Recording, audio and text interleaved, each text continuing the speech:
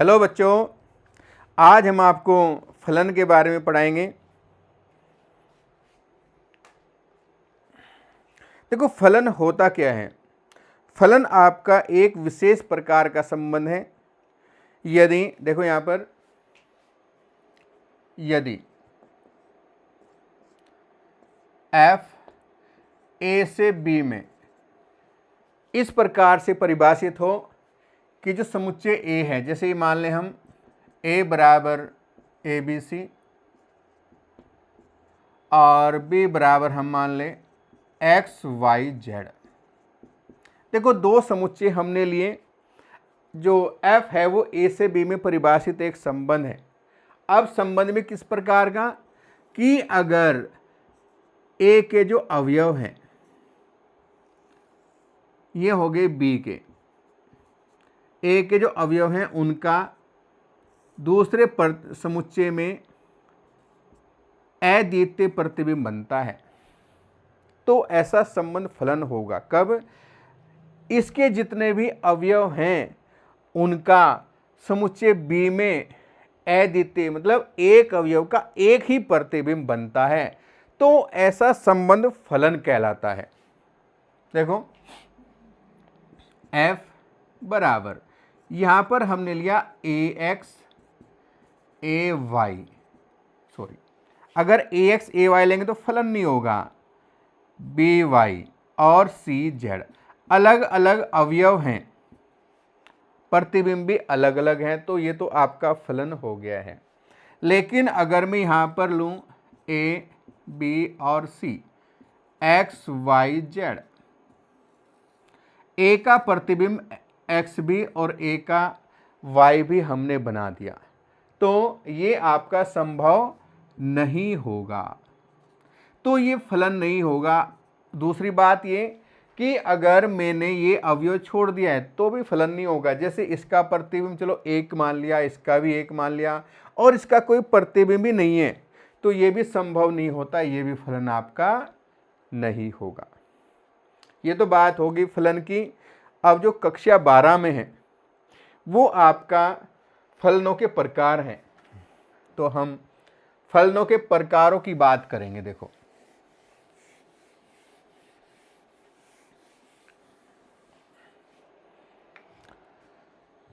Number 1 है एकैकी फलन। एकैकी फलन, इसको आप ध्यान से समझेंगे। एकैकी को 1 बोलते हैं हम। यदि f आपका a से b में परिभाषित एक संबंध फलन है, और फलन भी किस प्रकार का कि ये समुच्चय a ये b, वही a b c हमने अवयव लिए, इसमें x y z 1 एकैकी का मतलब एक अवयव का एक प्रतिबिंब बनता हो, इसका हमने प्रतिबिंब बना दिया, तो ये आपका एकैकी फलन हो गया है। और अगर हम कहें बहुएकैकी, बहुएकैकी, आप देखो बहुएकैकी की बात करें, देखो नाम से ही पता चलता है बहुएकैकी, इसको मैनी वन बोलते हैं।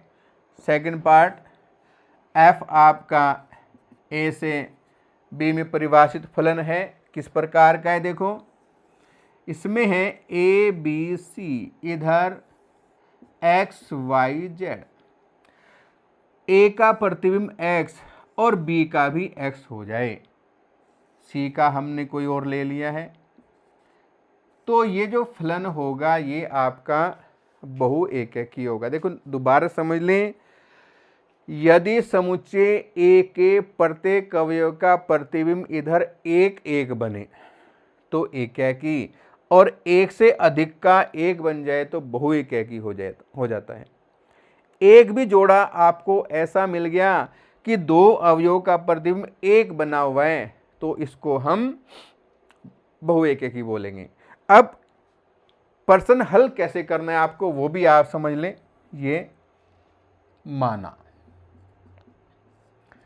x1 और x2 बिलोंग्स टू a, हमें क्या करना है कि जो पहले वाला समुच्चय है उसके दो अवयव लेंगे और दोनों ही अलग अलग होने चाहिए, x1 not equal to x2, यानी दोनों अवयव होने चाहिए अलग अलग। अगर उनका प्रतिबिंब भी अलग अलग बनता हो f(x2) तो फलन होगा एकैकी। एकैकी होगा। और अगर अवयव तो अलग अलग है लेकिन प्रतिबिंब हो गए बराबर, तो ये फलन आपका बहु एकैकी होगा। देखो कैसे इसको हम थोड़ा डिटेल से आपको समझाएं। आप सोच रहे हैं कि भाई x1 बराबर नहीं x2, इमेज बराबर नहीं है तो एकैकी, इमेज बराबर है तो बहु एकैकी। पर्सन को आप समझे। अब यहाँ मैं पर्सन लिखता हूँ। क्वेश्चन आपका f n से n पर परिभाषित एक फलन है और fx मैंने लिया यहाँ पर x का वर्ग। इसी में सेकंड पार्ट ले लेता हूँ मैं। ये फर्स्ट पार्ट इसका f z से और z। क्वेश्चन वही है fx equal to x square. अब देखो इसको बिल्कुल डिटेल से आप समझेंगे। n होता है प्राकृतिक, ये भी प्राकृतिक है और प्राकृतिक का मतलब n बराबर 1 2 3 4 5 ऐसे इन्फिनिटी तक की नंबर आपके आ जाएंगे। हम क्या करें, यहाँ पर अलग अलग संख्या लें। जैसे हमने ये कहा x1 बराबर नहीं है x2 के, हमने क्या किया, x1 का मान 1 ले लिया और x2 का मान ले लिया है 2। दोनों ही बराबर नहीं है, इसका मतलब x1 not equal to x2, यानी एक बराबर नहीं होता है 2 के, हमें पता है। फिर प्रतिबिंब, अब हमें क्या करना है, ये मान यहाँ रख कर देखना है। 1 का वर्ग तो 1 आया, हमने क्या किया, x1 का वर्ग करके देखा भाई कि क्या ये बराबर हो जाते हैं। 1 का वर्ग 1 और 2 का वर्ग 4, तो वर्ग भी बराबर नहीं हुए, यानी लिख दो वर्ग भी बराबर नहीं है। और ये क्या हुआ आपका fx1 fx2। यहाँ पर देखो, इसमें अगर मैं यहाँ 1 रख देता हूँ तो ये fx1 का मान हो गया है और इधर हो गया fx2, तो फलन आपका एकैकी है। क्लियर। अब सेकंड वाले पार्ट पर आ जाओ, इस साइड में। अब ये z से z है, z आपका पूर्णांक होता है भाई, z equal to minus infinity से प्लस इन्फिनिटी ले लो, 0 -1 -2 -3 1 2 3 4 ऐसे इन्फिनिटी तक की नंबर आप मान लें इसमें। अब इसमें देखो हमने क्या किया, पहले भी z है दूसरा भी z है, तो z का मान हम यहाँ पर देखो इसमें x1 बराबर, क्वेश्चन जैसे हमने किया था उसी की तरह है। यहाँ लिखो x1 x2 belongs to z, x1 बराबर नहीं है x2 के। हमने क्या किया कि x1 और x2 बराबर नहीं है, हम ऐसे ही संख्या ले लें इसमें, जैसे 1 -1 2 -2 कोई सी भी ले लें। x1 का मान हमने लिया 1, x2 का मान लिया -1, तो 1 तो बराबर 1 के नहीं होता है, 1 नॉट इक्वल टू -1। लेकिन यहाँ पर क्या है, वर्ग है क्वेश्चन में, तो अब वर्ग किया, 1 का वर्ग 1 हो जाएगा, -1 का भी वर्ग 1, यानी x1 का वर्ग बराबर हो जाता है x2 के वर्ग के, क्योंकि वर्ग किया तो 1 बराबर 1 हो गया भैया आपका, देख लो। और ये मान आपका fx1 और ये हो गया fx2, तो फलन बहु एकैकी होगा।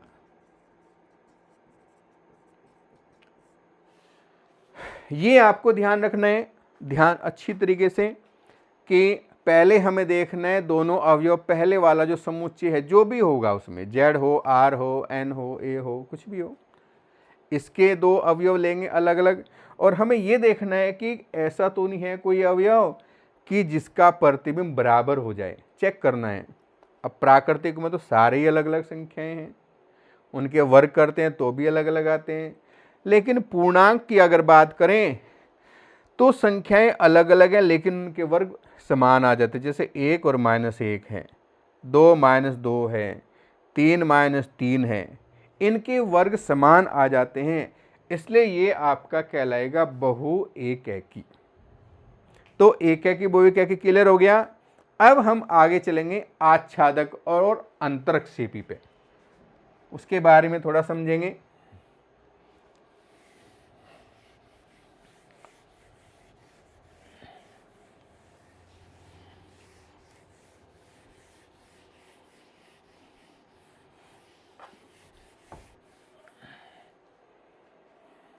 आच्छादक फलन,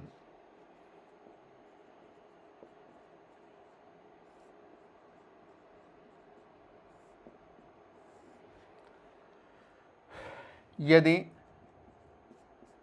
फलन f ये आपका a से b पर परिभाषित है,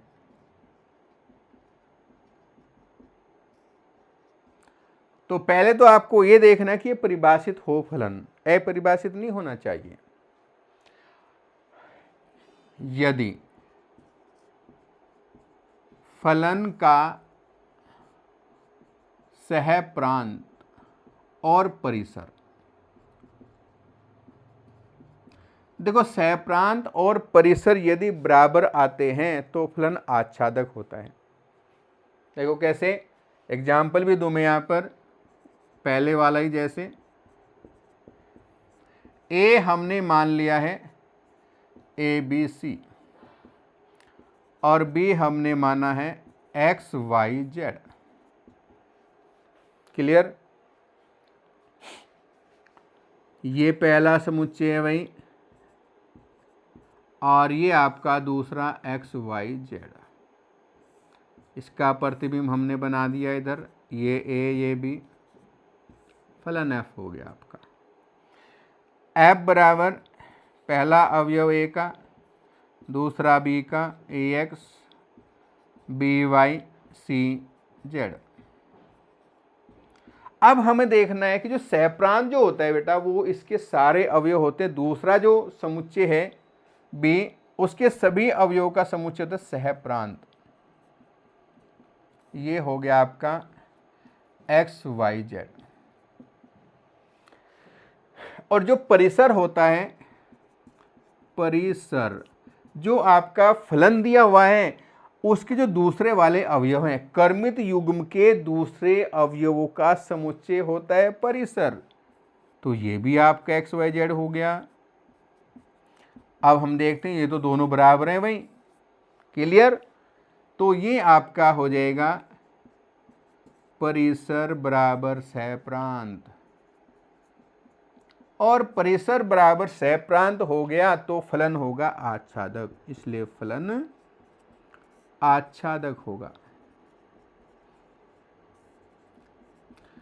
आपको यह ध्यान रखना है कि अगर परिसर और सहप्रांत दोनों बराबर आ जाते हैं तो फलन आपका आच्छादक होगा।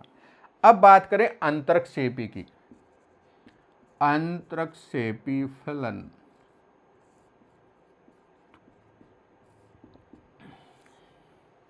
अब इसमें क्या करना है भाई, यदि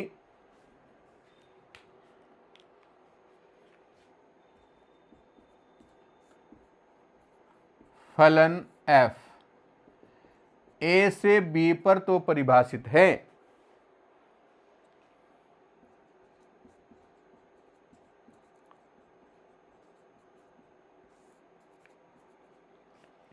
परंतु परिसर सबसेट सहप्रांत, अगर परिसर सबसेट होगा सहप्रांत से, अर्थात जो दूसरे वाला समुच्चय, ये यहां पर मैं बना भी देता हूं ABC XYZ,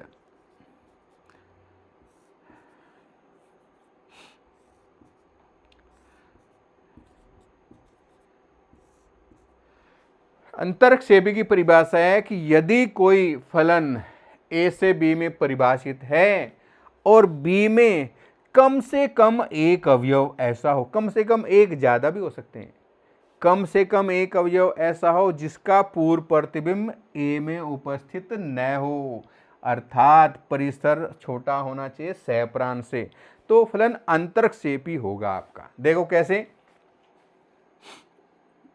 यहां पर सह प्रांत हो गया, सह प्रांत आपका आएगा एक्स वाई जेड, बी के सभी अवयव सह प्रांत हुए और परिसर आपका ये रहेगा, क्योंकि यहां पर मैं फलन अगर बनाऊं तो एफ बराबर आपका आएगा ए एक्स बी एक्स और सी वाई। तो देख लो यहां पर सेकंड अवयव एक्स एक्स वाई, अवयव रिपीट करते नहीं, तो यहां पर आपका एक्स वाई हो गया है, तो परिसर छोटा हो गया सहप्रांत से, तो लिखेंगे परिसर सबसेट सहप्रांत। तो ये आपका अंतर्क्षेपी हो गया है। अब इस पर जो रिलेटेड एक्सरसाइज है उसको हम करेंगे।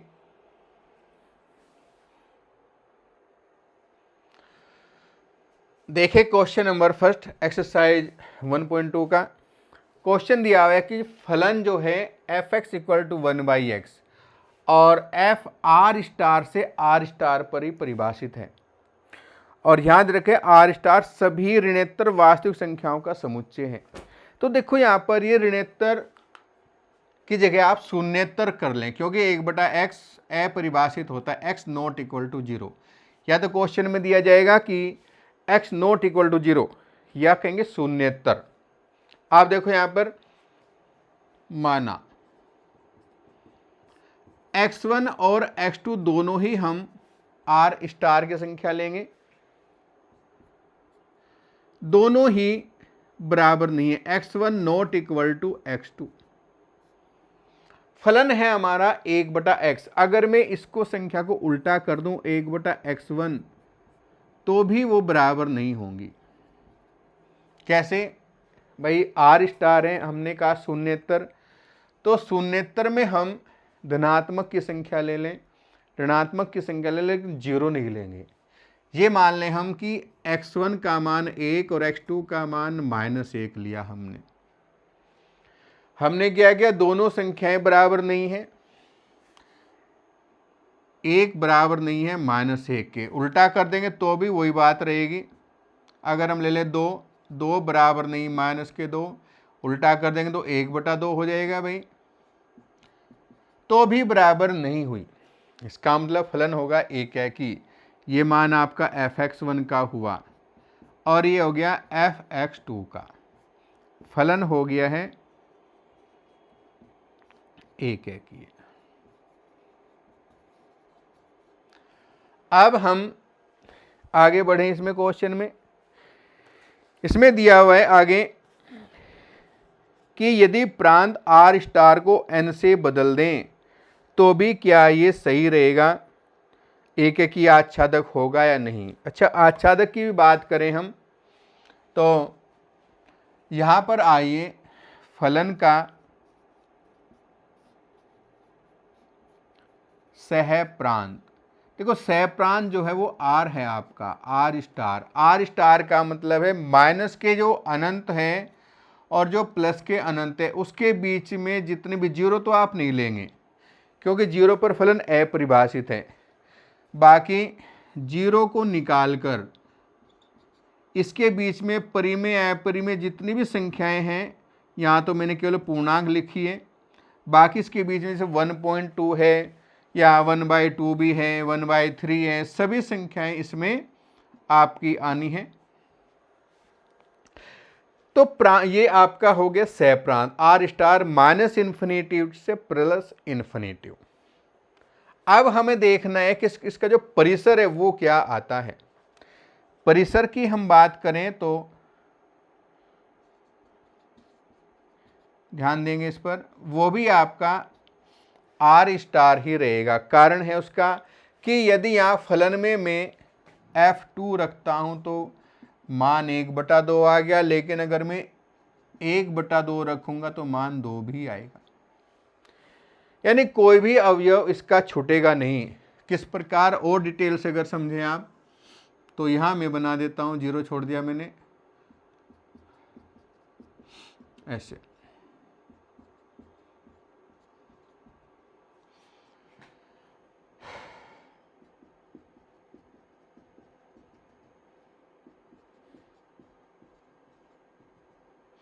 ऐसे आप बना लें -∞ से +∞। अब f(x) का मान हमारा है 1/x। अगर मैं 1 रखता हूं तो 1 का प्रतिबिंब तो बेटा 1 ही बनता है, लेकिन अगर मैं 2 रखूंगा तो मान 1/2 आएगा। 3 रखूंगा तो 1/3, ऐसे 4 रखूंगा तो 1/4, वो भी इसके अंदर होगा, 1/4 भी, 1/5 भी होगा, 1/6 भी होगा। और अगर मैं 1/2, क्योंकि वास्तविक है तो r* दिया हुआ है, 0 ही तो नहीं है, बाकी तो सारी संख्याएं हैं। 1/2 रखूंगा तो उसका प्रतिबिंब 2 भी आएगा, 1/3 रखूंगा उसका प्रतिबिंब 3 भी आएगा। तो ऐसी कोई भी संख्या इसके अंदर नहीं छूटेगी जिसका पूर्व प्रतिबिंब इधर ना हो। ये नहीं कह सकते कि यहाँ मैंने लिख दिया 1/5 भाई इसका तो प्रतिबिंब कैसे बनेगा, या 5 लिख दूं इसका प्रतिबिंब कैसे बनेगा, सबका प्रतिबिंब इधर बनेगा। इसलिए परिसर और सहप्रांत दोनों बराबर होंगे, परिसर बराबर सहप्रांत, तो फलन आच्छादक होगा।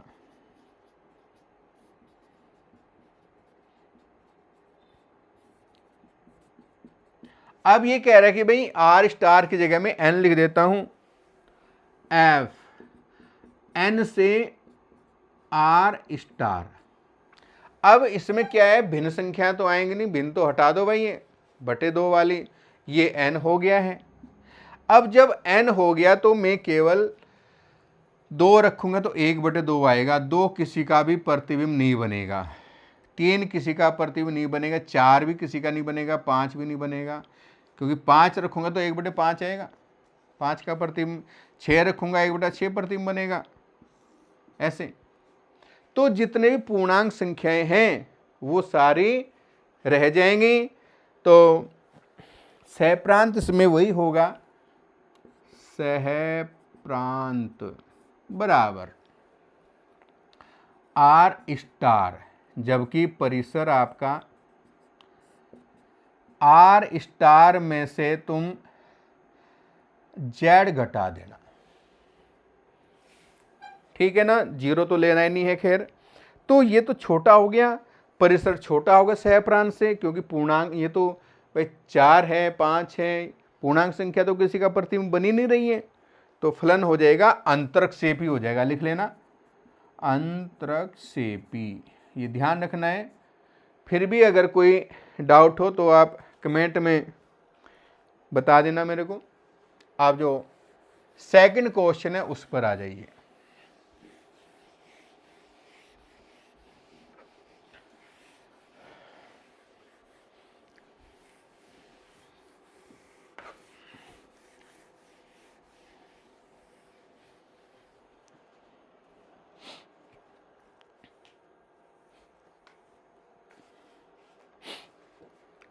Question second, question number 2, first part देखिए इसका। फलन एकेकी और आच्छादक, वैसे तो मैंने ये बता दिया आपको, लेकिन क्वेश्चन में आ गए तो फिर वापस से एक बार रिपीट कर दूंगा। प्रदत्त फलन f जो है n से और n में परिभाषित है। देखो n से n में कैसे करेंगे, माना x1 और x2 बिलोंग करेगा n को, यानी प्राकृतिक संख्याएं हैं। अब हमें देखनी है कि दो संख्याएं हम अलग अलग लें जो बराबर ना हो n की, यहाँ पर दिया हुआ है, और n बराबर होता है 1 2 3 4 5 6 7, इन्फिनिटी तक होते हैं संख्याएं। हम दो संख्याएं कोई भी ले लें, जैसे x1 2 लिया और x2 लिया 3, दोनों ही बराबर नहीं है, लेकिन यहाँ वर्ग किया, x1 का वर्ग x2 का वर्ग तो भी बराबर नहीं होना है। 2 दूनी 4, 3 तिया 9, 9 4 तो बराबर नहीं होते। ये मान हुआ f(x1) का और ये हो गया f(x2) का, इसलिए फलन हुआ एकेकी है। अब हम परिसर की बात करें, देखो यहां पर फलन का सहप्रांत, तो सहप्रांत जो दिया हुआ है इसमें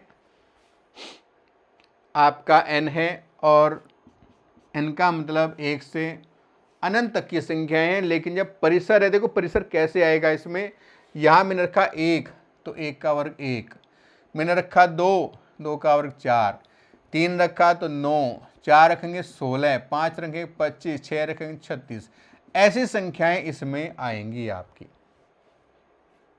तो देखो यहां पर परिसर है 1, 4, 9, 16, 25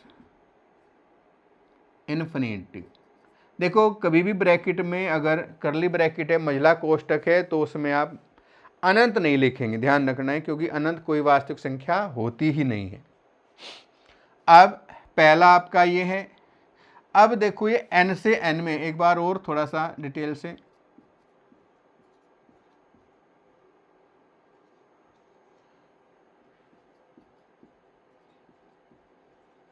जिससे आपको थोड़ा क्लियर हो जाए। इन्फिनिटी तक का ये समुच्चय दिया हुआ है। 1 का वर्ग हमारा आया 1 और 2 का आया है 4, 3 का आया है 9, बस यहीं तक देख लो। अब हम देखते हैं कि जो दूसरा समुच्चय है 2, 3, ये तो किसी का वर्ग हुई नहीं है। यहाँ पर 5, 6, 7, 8 ये भी किसी का वर्ग नहीं हुए, अर्थात ये संख्याएं तो छूट गई हैं। इधर किसी का कोई पूर्व प्रतिबिंब बना ही नहीं है। परिसर छोटा हो गया है n से, n लिख लो, चाहे फिर 1, 2, 3, 4 ऐसी संख्याएं लिख लें, यानी परिसर सब सेट हो गया है, सह प्रांत उप समुच्चय बन गया इसका, इसलिए फलन अंतरक्षेपी बना।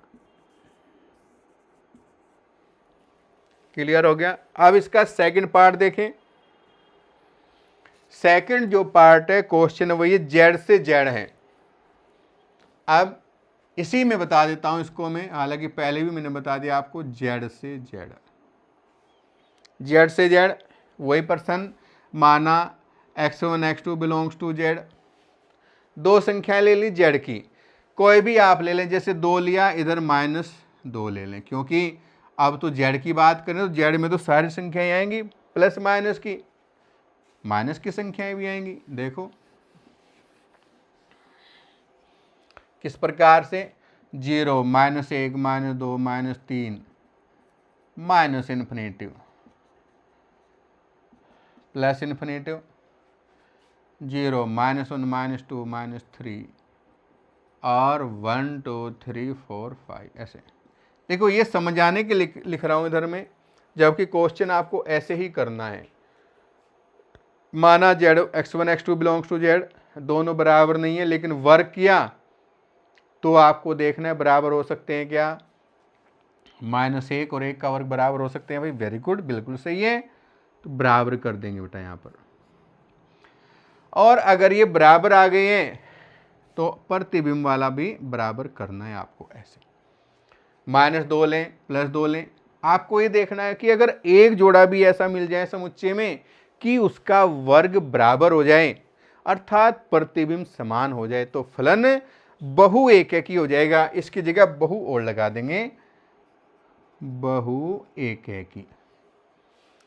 अब वही सहप्रांत की बात करें तो सहप्रांत इसका जेड था, जेड -अनंत से +अनंत, और जब इनका मैं वर्ग करूंगा, देखो मैंने किया 2 का वर्ग 4, 1 और -1 का वर्ग। अब ये जो इधर की संख्याएं ये तो किसी का वर्ग होंगी नहीं भाई, फिर और भी संख्या छुटी हुई है इसमें, वही ये 5, 6, 7, 8 वो छूटेंगी। तो वही आगे करना है, सहप्रांत जेड हो गया, परिसर ये हो गया है। परिसर छोटा सहप्रांत से, फलन हो जाएगा अंतरक्षेपी। तो सेकंड जो पार्ट है जेड से जेड वो भी इसी प्रकार से आपका क्लियर हो जाएगा। अब हम थोड़ा आगे बढ़ेंगे, थर्ड पार्ट लेंगे इसका। थर्ड पार्ट आर से आर है। देखो इसमें भी हालांकि कोई ज़्यादा खास अंतर नहीं पड़ेगा, करना वो भी इसी प्रकार से है। थोड़ा सा हल्का सा अंतर महसूस होगा आपको, वो मैं बता देता हूं। देखो एफ आर से आर, आर का मतलब वास्तविक संख्या, तीसरा पार्ट हो गया। माना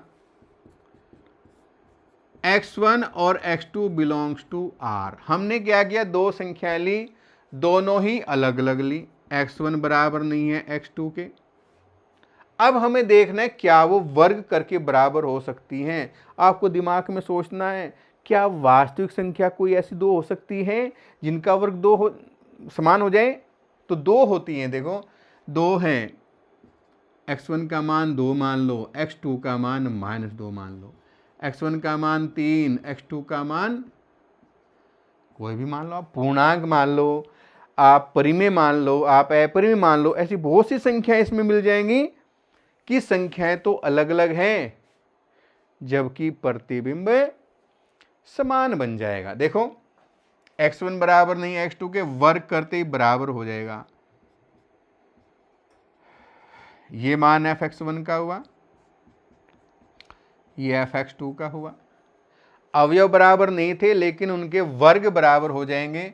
2 दूनी 4, 3 तिया 9, तो बहुत संख्या ऐसी। फलन हो जाएगा बहु एक की।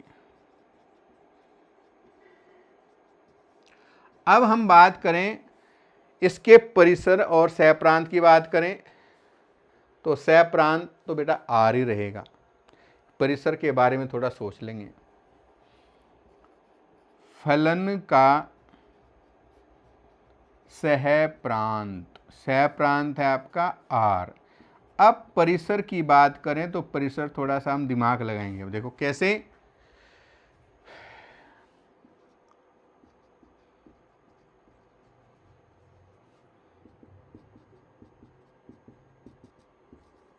देखो ये मैंने पूर्णांक लिखा है जबकि यहाँ आर है वास्तविक। तो वास्तविक में क्या होता है, भिन्न संख्याएं भी तो होंगी, 1/2, 1/3, 1/4, परिमेय अपरिमेय सभी होंगी। लेकिन यहां पर जब मैं वर्ग करूंगा बेटा, x का वर्ग करूंगा, तो वर्ग करूंगा तो ये संख्याएं ऋणात्मक हैं इधर की, ये बिल्कुल भी नहीं आएंगी, ये सारी छूट जाएंगी। तो ये तो किसी का पूर्व प्रतिबिंब बनेगा ही नहीं है, ये छूट जाएंगी। तो परिसर जो आएगा 0 से लेकर अनंत तक, इधर इधर की संख्याएं आएंगी, कोई भी आ जाए इनका भी मान उधर ही आएगा। तो परिसर जो आएगा 0 से अनंत। जबकि अगर इसको लिखूं, इसको लिखूंगा -1 से +अनंत लिखूंगा इसको मैं, तो ये सारी संख्याएं तो बच गई। परिसर छोटा हो गया सहप्रांत से, इसलिए परिसर सबसेट से है प्रांत, इसलिए फलन हो जाएगा अंतरक्षेपी होगा, अंतरक्षेपी हो जाएगा फलन। ठीक है ना।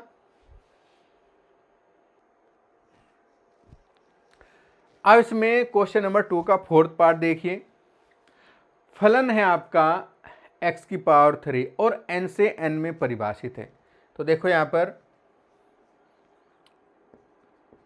माना x1 और x2 बिलोंग्स टू n, यानी वही करना है हर क्वेश्चन में, इसके मान लेने हैं, दोनों ही क्या होने चाहिए, अलग अलग।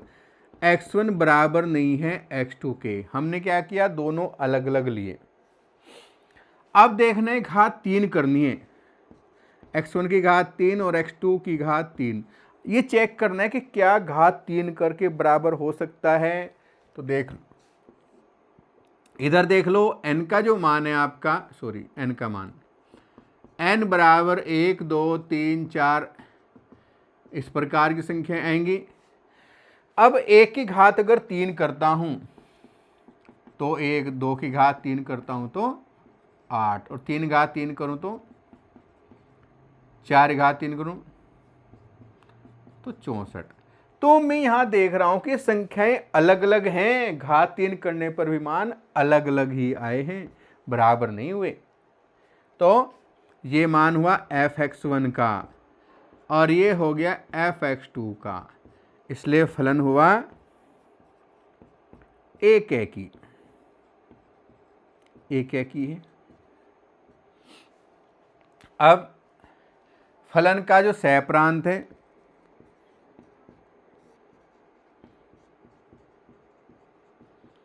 अब सहप्रांत की बात करें तो सहप्रांत तो बेटा n है, यानी 1 2 3 4 5 6 ये संख्याएं आएंगी आपकी n।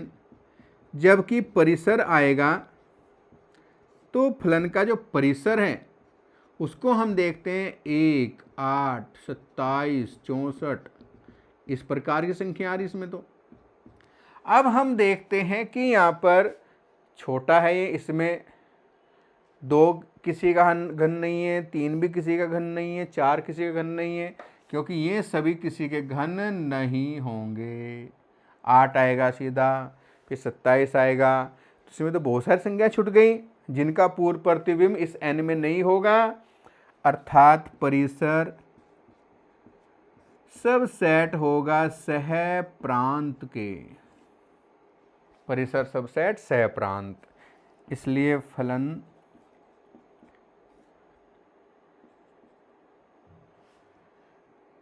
अंतरक्षेपी हो जाएगा।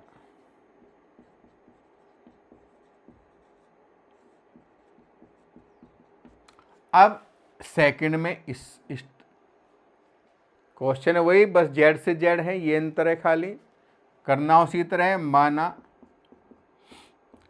x1 और x2 बिलोंग्स टू z, 2 संख्याएं ली, x1 बराबर नहीं है x2 के।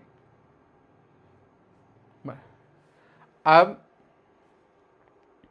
उसके बाद हमने किया घन, x1 की घात 3 और x2 की घात 3, तो चेक करना है क्या ये बराबर होंगी या नहीं होंगी। जैसे यहाँ तो चलो ये था n, अब z में तो -1 भी होता है, तो -1 की घात अगर मैं 3 करता हूँ तो -1 आएगा, -2 की घात 3 करता हूँ तो -8 आएगा, -3 की घात 3 करता हूँ तो -27 आएगा, -4 की 3 तो -64। तो हम देख रहे हैं संख्याएं अलग अलग हमने ली, लेकिन घन भी अलग अलग ही हुए, तो ये भी बराबर नहीं होंगे। ये मान fx1 का और ये हुआ fx2 का, फलन हो जाएगा एक एकी। अब वही पहले की तरह फलन का सहप्रांत,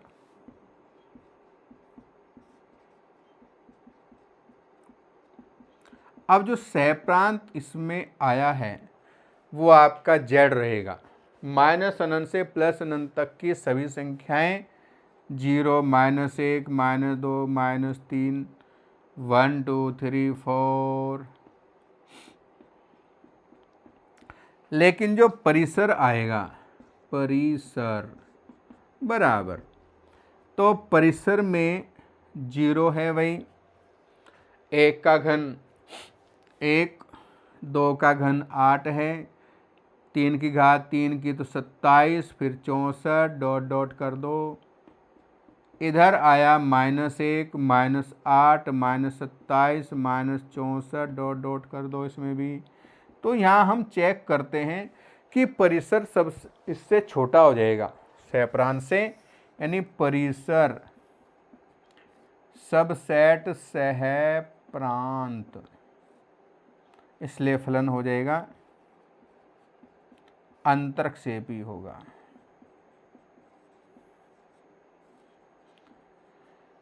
तो ये भी क्वेश्चन कंप्लीट हो गया आपका। अब हम आगे बढ़ें क्वेश्चन नंबर सेकंड पर, सेकंड नहीं थर्ड पर, और इसमें दिया है महत्तम पूर्णांक फलन है। ध्यान से इसको समझना बेटा, जो महत्तम पूर्णांक फलन के बारे में नहीं जानते उसको हम अभी क्लियर कर देंगे।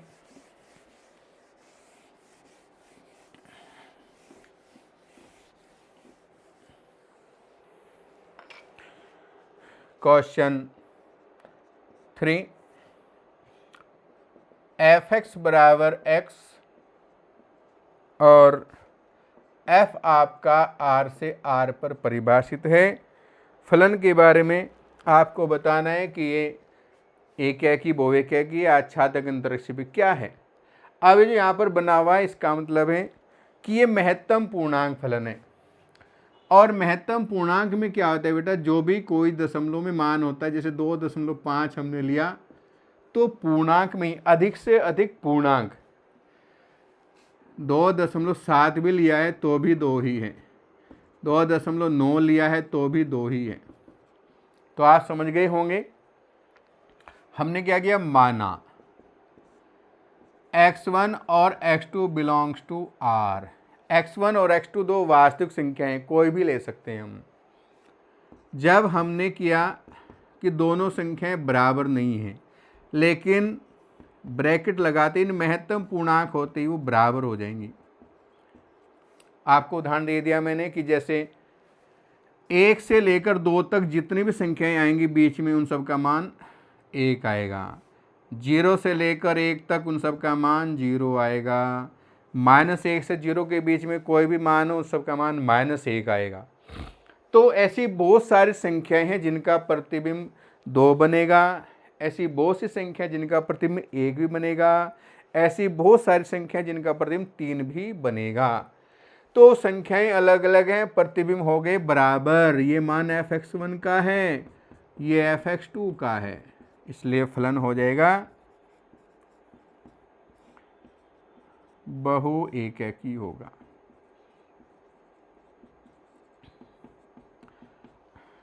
अब आगे अगर हम इसकी बात करें, परिसर और सहप्रांत की हम बात करेंगे। देखो यहाँ पर संख्या रेखा हो गई है -अनंत से +अनंत, बीच में 0, -1, -2, -3। अब हम देखते हैं कि इसके बीच में जितनी संख्याएं हैं 0 से लेकर 1 तक नहीं है, 1 से और यहाँ तक, जैसे 0.1, 0.2, 0.3, 0.4, 0.5, उन सब के मान 0 आएंगे। 1 से 2 तक जितनी भी बीच में संख्याएं उन सब के मान आएंगे 1, 2 से 3 तक उन सब के मान आएंगे 2। तो सहप्रांत तो आ रही है इसका, दशमलव की संख्या हो, चाहे आपकी अंडर रूट वाली हो, परिमेय हो, अपरिमेय हो, शांत अशांत, कैसी भी संख्या हो सब हैं। अर्थात फलन का सहप्रांत, देखो सहप्रांत तो इसका R होगा, जबकि परिसर पूर्णांक हुआ। परिसर हो गया पूर्णांक, तो पूर्णांक तो छोटा होता है इससे R से, तो परिसर सबसेट सहप्रांत, इसलिए फलन हो जाएगा अंतरक्षेपी होगा।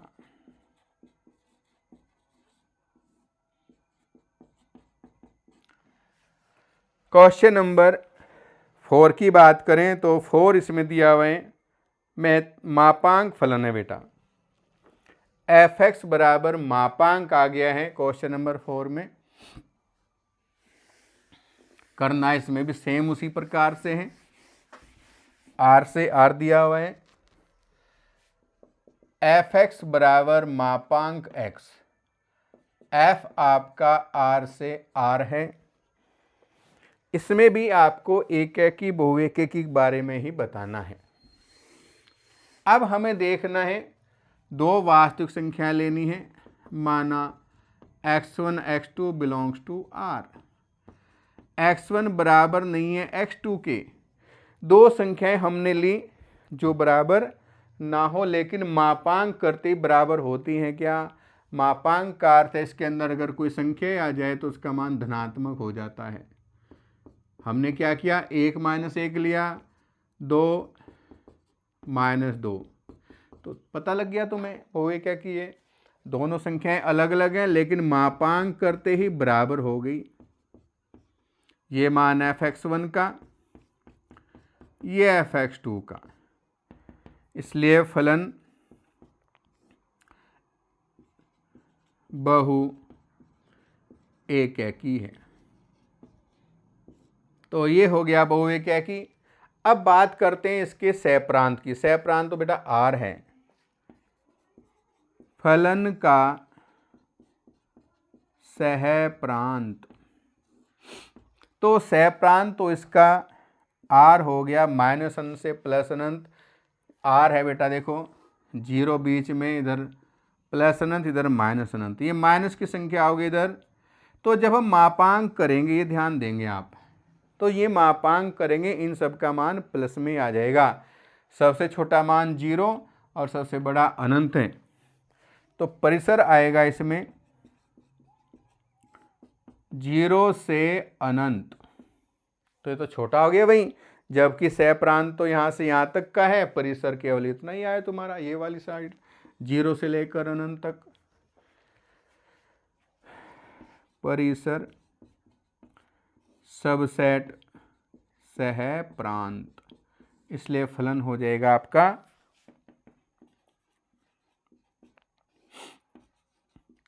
अंतरक्षेपी होगा बेटा। तो ये हो गया क्वेश्चन। अब आगे बढ़ेंगे क्वेश्चन नंबर 5 पर। ये आपका सिग्नम फलन है। 11वीं क्लास में इसके बारे में आपने पढ़ा होगा।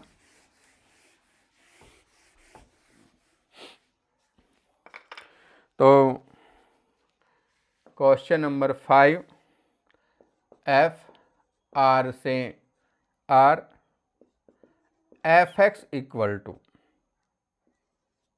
1 0 -1 यदि x 0 से बड़ा है और यदि x बराबर 0 और यदि x 0 से छोटा है।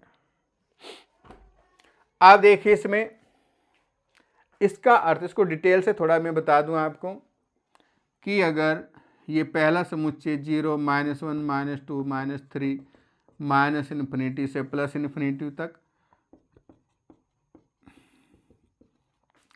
और इधर भी 0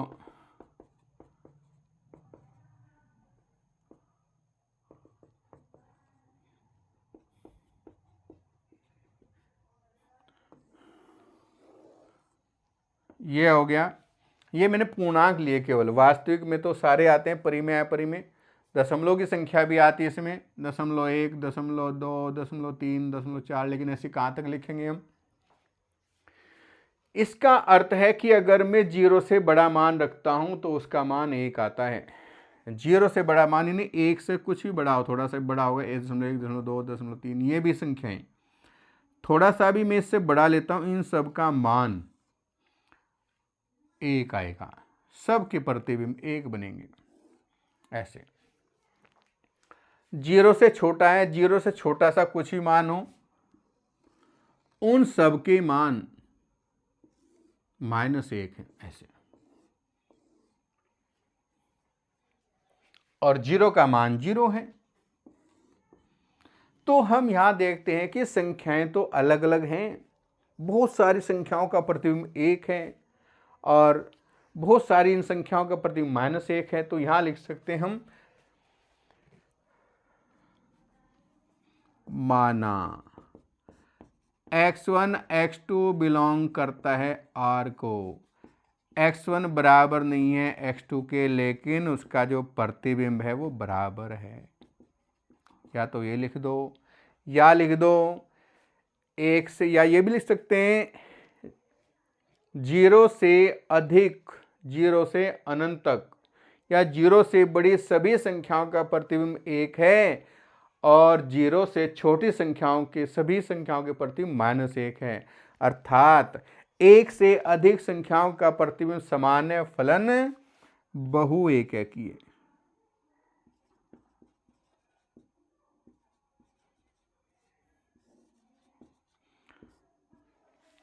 फलन क्या हो गया, बहु एकैकी।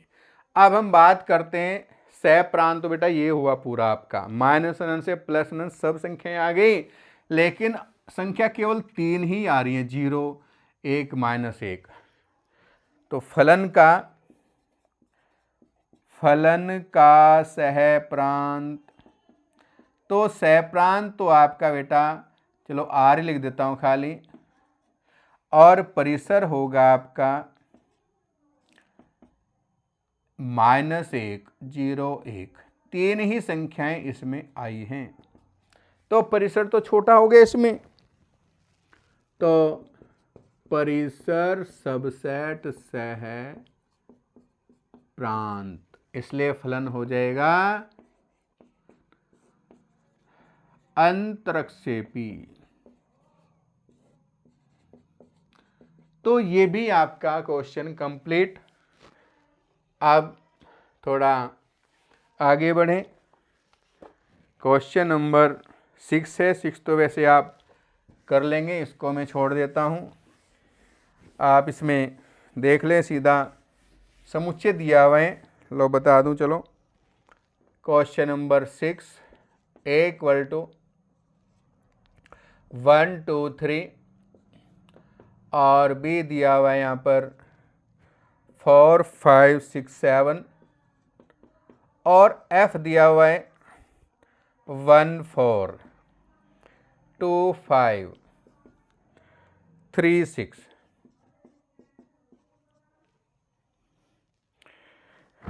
इसके बारे में बताना है। एक है कि 1 का प्रतिबिंब 4 बना हुआ है, 2 का प्रतिबिंब 5 है, 3 का प्रतिबिंब 6 बना हुआ है। तो एक अवयव का एक ही प्रतिबिंब है, फलन होगा एक है कि, और यहाँ पर 7 छूट गया है, परिसर छोटा हो जाएगा सहप्रांत से, तो फलन हो जाएगा अंतरक्षेपी। करना कैसे है वो भी आप समझ लें। देखो यहाँ पर F1 4, F2 5, F3 6, अलग अलग संख्याओं के प्रतिबिंब अलग अलग हैं, इसलिए फलन एकैकी होगा। फलन का सहप्रांत हो जाएगा इसमें 4, 5, 6, 7, और यहाँ पर परिसर जो हुआ इसमें 4, 5, 6 ही रहा केवल। तो परिसर सबसेट सह प्रांत, इसलिए फलन हो जाएगा अंतरक्षेपी। इसलिए फलन अंतरक्षेपी होगा बेटा। आप देखिए नेक्स्ट क्वेश्चन, इसमें देखेंगे हम क्वेश्चन नंबर 7। देखिए fx = 3x - 3 - 4x। ये भी आपका r से r पर परिभाषित है। ऐसे ही करेंगे। देखो, माना x1 x2 belongs to r, दोनों संख्या अलग अलग हैं। x1 बराबर नहीं है x2 के, यहाँ है आपका 3 - 4x। दोनों साइड में -4 से हम गुणा करें, इधर भी, तो भी वो बराबर नहीं होंगी। जैसे हम कोई भी संख्या ले लें, वास्तविक हमने लिया इधर x1 = 2 और x2 बराबर हमने लिया -2, 2 बराबर -2 नहीं होता। 4 से गुणा करें तो ये हो जाएगा -8, ये हो जाएगा +8, तो भी बराबर नहीं हुए। यहाँ पर 3 है तो दोनों साइड में 3 जोड़ देंगे, तो चेक करना है क्या ये बराबर हो सकते हैं भाई।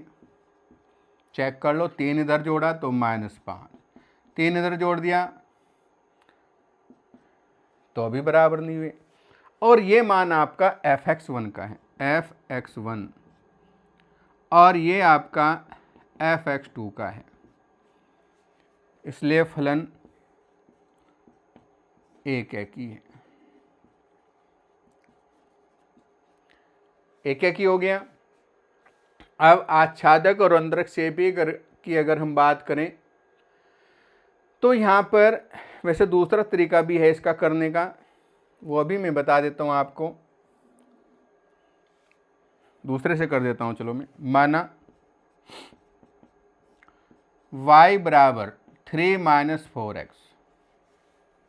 अब इसका x का मान हम निकालें तो 4x बराबर 3 - ky, x बराबर 3 - y/4। अब हमें ये भी देखना है कि क्या ये इसको बिलोंग करता है या नहीं करता है। तो करेगा, बटे में 4 है, किसी भी संख्या के बटे में 4 कर दें तो वो वास्तविक तो होगी। अब ये मान मुझे कहाँ रखना है, f में, f 3 - y/4 बराबर, यहाँ रखेंगे 3 माइनस के 4 और 3 - y/4, 4 से 4 काट दिया, 3 - 3 माइनस माइनस प्लस y, तत्समक हो गया फलन, तो फलन आच्छादक होगा, इसलिए फलन आच्छादक है। सेकंड पार्ट इसका देखो, अगर तत्समक फलन ना हो तो फिर वो अंतरक्षेपी हो जाता है, ध्यान रखना है। सेकंड जो पार्ट है इसमें f(x = 1 + x²) और f r से r पर परिभाषित है। तो माना पहले की तरह ही करेंगे सेम, माना x1 और x2 बिलोंग्स टू r। हमने क्या किया, दो संख्याएं ली जो दोनों r को बिलोंग करती हैं, दोनों संख्याएं अलग अलग, x1 बराबर नहीं है x2 के, लेकिन वर्ग किया तो वर्ग करते ही बराबर हो जाएंगी। वर्ग किया तो बराबर हो गया, कैसे, हमने यहाँ लिया x1 तो 2 ले लें और x2 का मान ले लें -2, 2 बराबर नहीं है 2 के, लेकिन 2 दूनी 4, ये भी 4, वर्ग तो बराबर हो गए। अब अगर दोनों में एक एक जोड़ दें तो भी भाई ये बराबर तो रहेंगे, देखो, क्योंकि 4 मैंने किया इसका वर्ग 4 हो गया, इसका वर्ग किया 4, एक जोड़ा तो बराबर आएंगे, देख लो। फलन हो जाएगा बहु एक की, ये fx1 हुआ, ये fx2 हुआ, इसलिए फलन हो गया बहु एक की है, फलन बहु एक की हो गया आपका। आच्छादक और अंतरक्षेपी की बात करें, इसको भी इसी तरीके से मैं देखो चलो करके बता देता हूं आपको। माना y बराबर 1 + x², मुझे x का मान निकालना है बेटा, तो y आएगा, ये 1 आएगा इधर, x बराबर आ जाएगा √y-1, x² बराबर y-1 है तो x बराबर y-1। अब देखो ये आपका r को बिलोंग नहीं करेगा, क्यों, क्योंकि वास्तविक है। अगर इसका y का मान 0 या 0 से छोटा आ जाता है, देखो अगर 0 आ जाए बाई चांस, y का मान मैं 0 रखता हूँ तो -1, ये तो आयटा हो गया बेटा, आयटा तो वास्तविक नहीं होता, तो ये इसको बिलोंग नहीं करेगा, ये ध्यान रखना है आपको। अगर बिलोंग करता है तो ही आगे करेंगे, बिलोंग नहीं करता है तो यही छोड़ देंगे, और फलन हो जाएगा अंतरक्षेपी।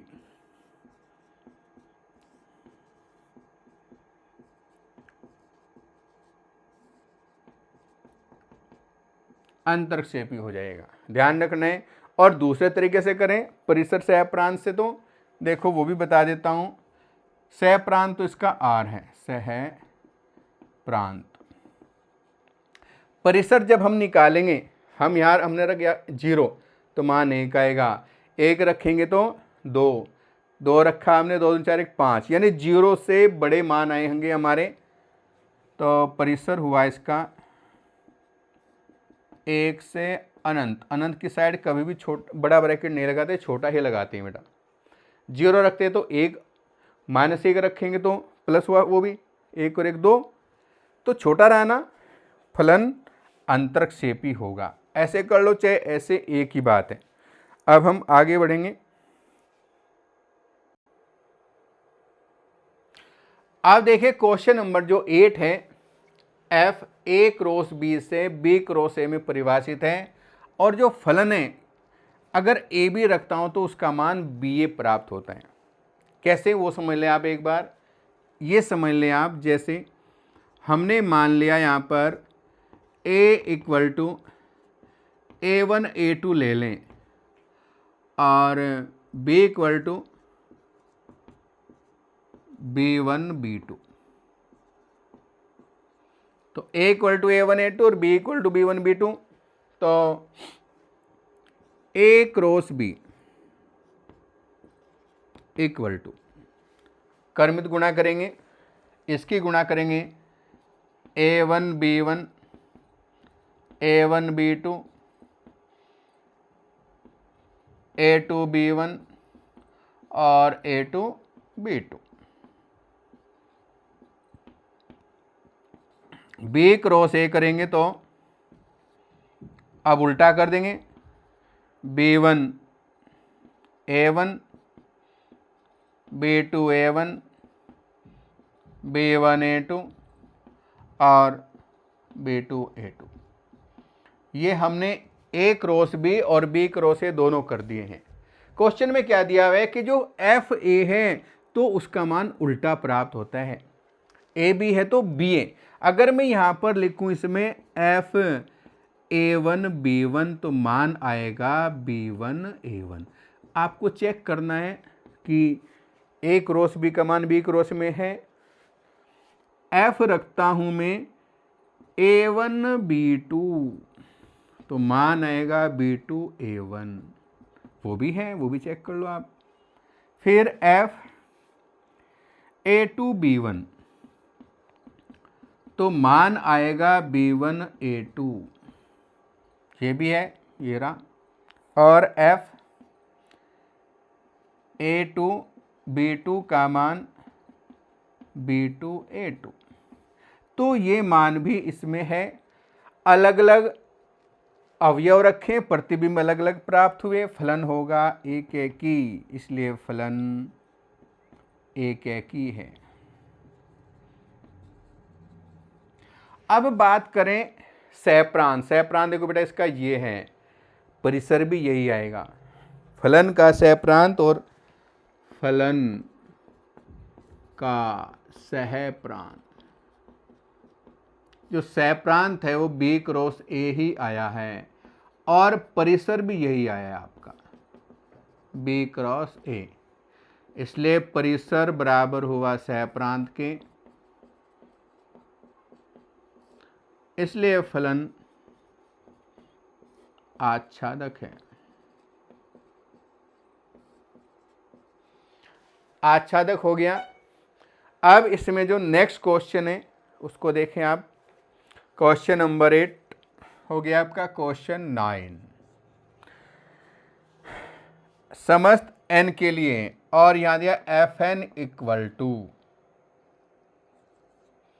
n + 1/2 n/2 यदि n विषम है और यदि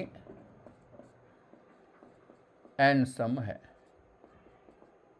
देखो, और इसमें जो n है वो n को बिलोंग करता है, n belongs to capital N, अर्थात फलन आपका n से n में परिभाषित है, ये समझ लें आप। अब इसमें ये तो है विषम के लिए बेटा, ये है सम के लिए। देखो अलग से थोड़ा समझा दूं मैं। जैसे n का मान आपका 1 2 3 4 5 6 7 ऐसे आपकी अनंत तक की संख्याएं हैं। दूसरा जो n है उसमें भी वही ऐसे, ये भी अनंत तक की है। जो विषम संख्याएं हैं जैसे 1 है, 3, 5, 7, उनके लिए तो ये फलन काम में आएगा, और 2, 4, 6 के लिए ये फलन काम में लेना है।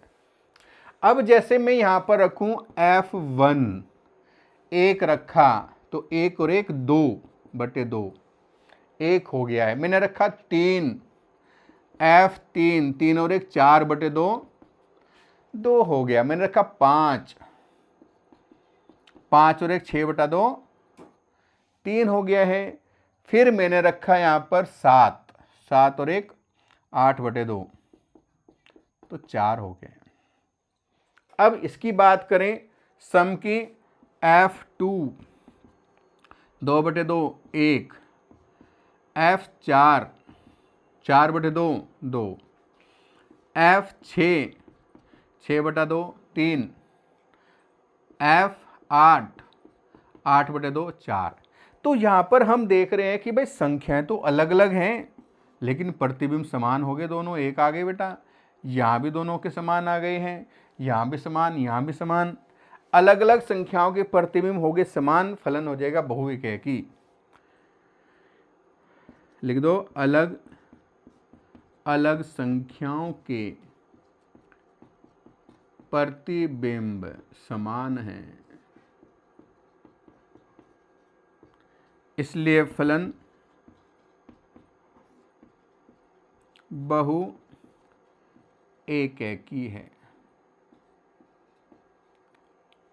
अब हम सहप्रांत और परिसर की बात करें तो फलन का सहप्रांत, सहप्रांत इसमें आपका n प्राप्त हुआ। सहप्रांत n से n है तो ये सहप्रांत है। जब इसमें हम मान रख रहे हैं 1 2 3 4, ये भी अनंत तक आएंगे, तो परिसर भी वही हो गया। इसका परिसर भी n ही आएगा, तो बराबर आएंगे दोनों। फलन का सहप्रांत बराबर परिसर, तो फलन हो जाएगा आच्छादक। आच्छादक होगा, तो ये इसका फलन आच्छादक हो गया बेटा। Question complete. क्वेश्चन नंबर 10 देखिए। फलन जो है a से b पर परिभाषित है, और a जो है r-3 और b है r-1। इसका अर्थ यह है कि अगर मैं इसमें 3 रख देता हूं तो 3 - 3 बेटा 0 है, उस पर अपरिभाषित हो जाएगा फलन। ठीक है ना, इसलिए दिया हुआ है। अब देखो, मैंने जो नियम लिखाए थे आपको कि x1 बराबर नहीं है x2 के, और इमेज अगर बराबर नहीं आती है तो एकैकी, इमेज बराबर आती है तो बहुएकैकी। वो कब करना है? जब पर्सन बिल्कुल सिंपल हो, छोटा हो।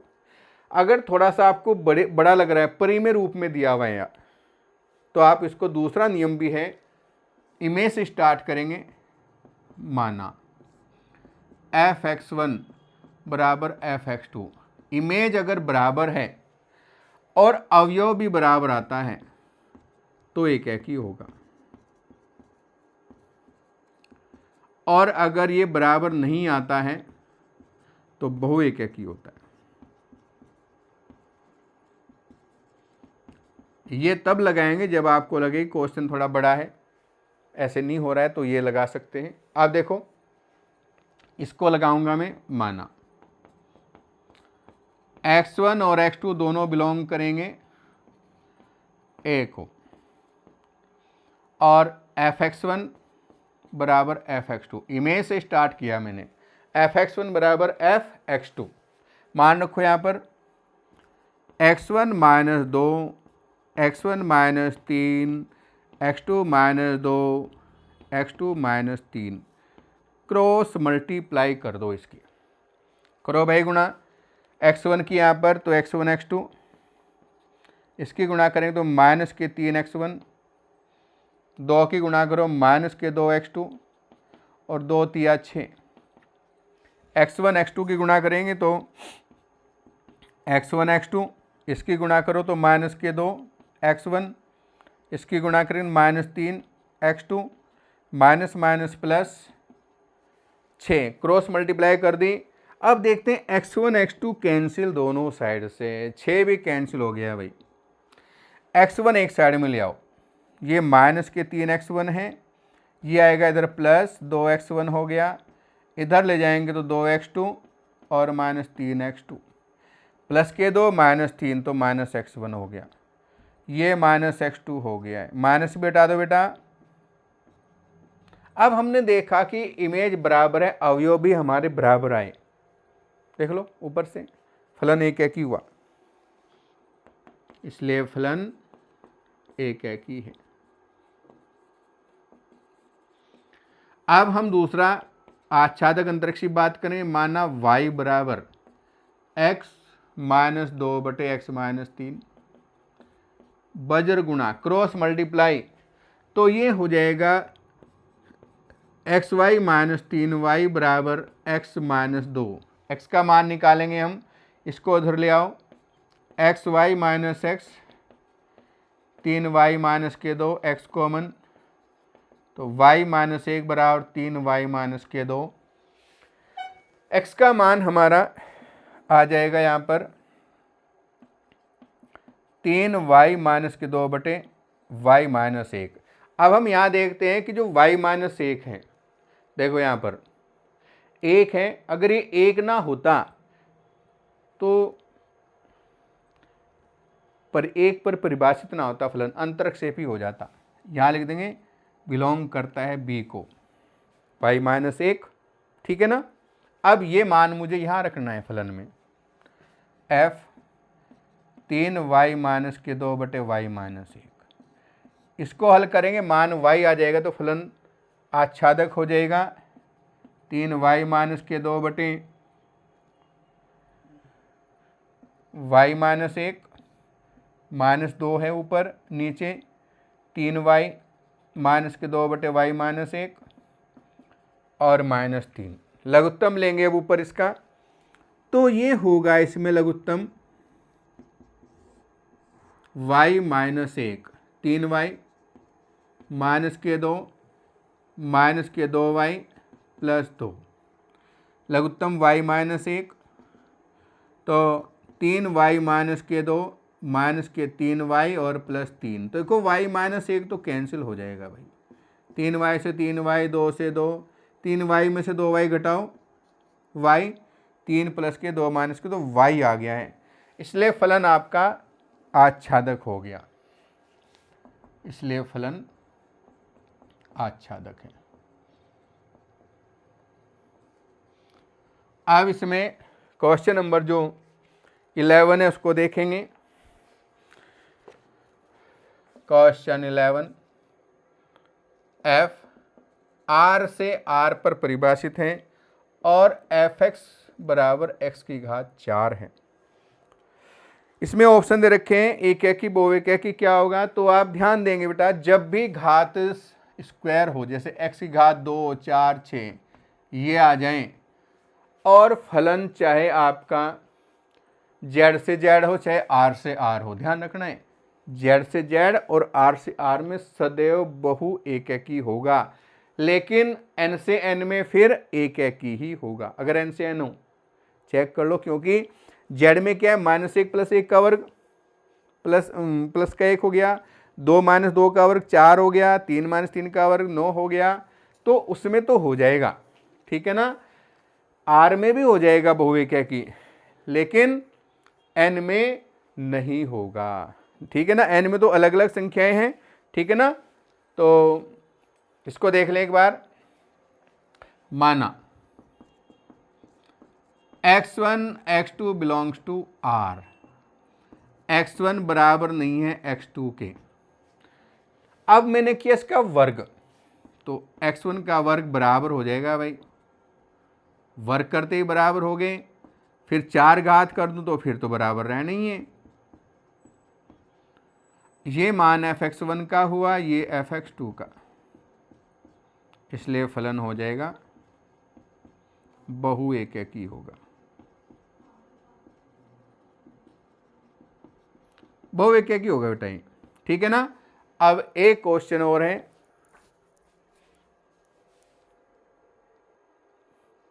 अच्छा इसमें देखो एक है कि बहुविक है कि तो हमने बता दिया, आच्छादक और अंतरक्षेपी और बताना है। देखो जब स्क्वायर होगा तो फलन सदैव ये आपका चाहे आर से आर हो चाहे जेड से जेड हो, दोनों स्थिति में अंतरक्षेपी होगा। कैसे? उसका कारण ये है कि ये अनंत हो गया भाई, 0 1 2 3 4 ऐसे। अब इन सब के जो वर्ग होंगे वो सदैव धनात्मक ही होंगे, तो फलन क्या होगा इसमें? बहुविकैकी होगा। लास्ट का क्वेश्चन और देखेंगे, तो इसमें फलन आपका अंतरक्षेपी होगा। एक क्वेश्चन और बच गया, उसको और करा देते हैं, फिर एक्सरसाइज आपकी कंप्लीट हो जाएगी।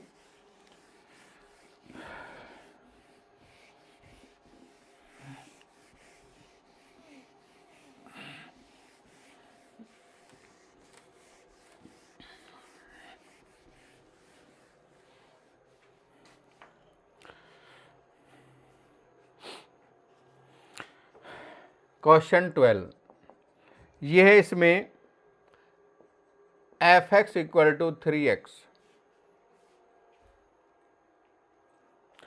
और f है r से r। तो देखो जब घात 1 हो, 3 हो, 5 हो, विषम घात हो तो फलन सदैव एकैकी रहेगा। स्क्वायर है, घात 2 है, 4 है, यानी सम घात में बहुविकैकी होता है, ये बताया था मैंने। तो फलन तो एकैकी होगा, लेकिन करना कैसे है? x1 x2 belongs to r, x1 बराबर नहीं है x2 के, 3 से भी गुणा कर देंगे तो भी वो बराबर नहीं होंगे भाई। ये f(x1) का मान हुआ, ये f(x2) का हुआ, इसलिए फलन क्या हुआ? एकैकी हुआ। अब हम आच्छादक अंतरक्षेपी की बात करें तो फलन का सह प्रांत, अब इसका जो सह प्रांत है बेटा r है, और जो परिसर आएगा वो भी r ही आएगा। देखो कैसे, वो बता दूं मैं आपको। जब हम इसमें हमने रखा f1 तो मान आया 3, f2 रख दूंगा तो 6, f अगर 1/3 रखता हूं तो 3 भी तो है, ठीक है ना। 1 में यहां पर 6 रखता हूं तो यानी सारे मान इसमें आएंगे। ध्यान रखना है, 6 रखा तो 3 से गुणा, 3 दूनी 6, यानी भिन्न संख्या सारी संख्याएं में से मैं रख सकता हूं, सभी प्राप्त होंगी। तो परिसर बराबर सह प्रांत आएगा, तो फलन आच्छादक होगा।